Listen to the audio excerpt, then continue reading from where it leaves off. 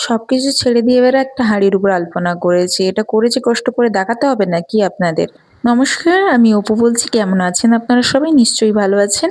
ঘড়িতে এখন বাজে ওই ৫টা ১০-১৫ মতো হবে। আমি উপরে আছি তো টাইমটা ঠিক দেখিনি। এখন রাতের খাবারটা বানিয়ে রাখছি। কারণ আবার রাতে রান্না করতে গেলে আমার প্রচণ্ড ঠান্ডা লাগে। জলে হাত দিতে গেলে হাত-পাগুলো কেমন ঠান্ডা হয়ে যায়। মানে অ্যাকচুয়ালি ঠান্ডার ধাত যাদের আছে তারাই বুঝতে পারবেন এই জ্বালাটা। আমার তো সবসময় হয়। একেবারে সকালে উঠলে জলে হাত দিতে পারি না। সমস্যা হয় আমাদের। আজকের ফেরার সময় আমি একটু মাশরুম এনেছিলাম। ওইটাই একটু তরকারি মতো করব। এই মাশরুমগুলো দেখে না আমার বাড়ির কথা মনে পড়ে। আমাদের ওখানে গ্রামের বাড়িতে মাশরুমের কিন্তু কোনো ক্ষেত-পেত হতো না। ওখানে ওই ধান ঝাড়াইয়ের শেষে যে খড়গুলো থাকতো, ওই খড়গুলোই মানে জড়ো করে রাখতো।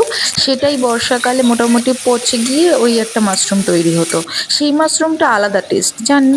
সেটার টেস্ট এত সুন্দর না, একটু পেঁয়াজ দিলে ভাজা, ভাজা করলে না আপনি খেয়ে আর ভুলতে পারবেন না, এরকম হচ্ছে ব্যাপারটা। কিন্তু সেই টেস্ট এই মাশরুমে আমরা পাই না। এখন বাজারে তো প্রচুর পরিমাণে মাশরুম আসে, ২-৩ ধরনের মাশরুম আসে। হয়তো অনেক চোখেই দেখিনি এরকম পাহাড়ি মাশরুম আসে। আমি নিই না, আমি এই বাটন মাশরুমটাই নেই। এটা চিনি জানি বলে তাই নেই। খাবারটা তৈরি হয়ে গেছে। আমি একটু চা নিয়ে বসেছি, এই হাঁড়িটা নিয়ে বসেছি। এর একটা গল্প আছে। আমি রিসেন্টলি শনিবার না বিরিয়ানি অর্ডার করি। সেখানে লেখা ছিল বিরিয়ানি বাই কিলো। আমি ভাবলাম হয়তো কিলোতে আসবে, ওইজন্য আমি অর্ডার করলাম। তারপর দেখি তারপরেই হান্ডি বিরিয়ানি দিয়েছে। যাই হোক, লেখা ছিল হয়তো নিচে, আমি দেখিনি বা খেয়াল করিনি। কোনো ব্যাপার না। ওই হাঁড়িটাই যবে থেকে এনেছি মোটামুটি ওটাকে পরিষ্কার করে শুকাতে দিয়েছিলাম ২-৩ দিন ধরে। করি বলে কাজটা করা হয়নি।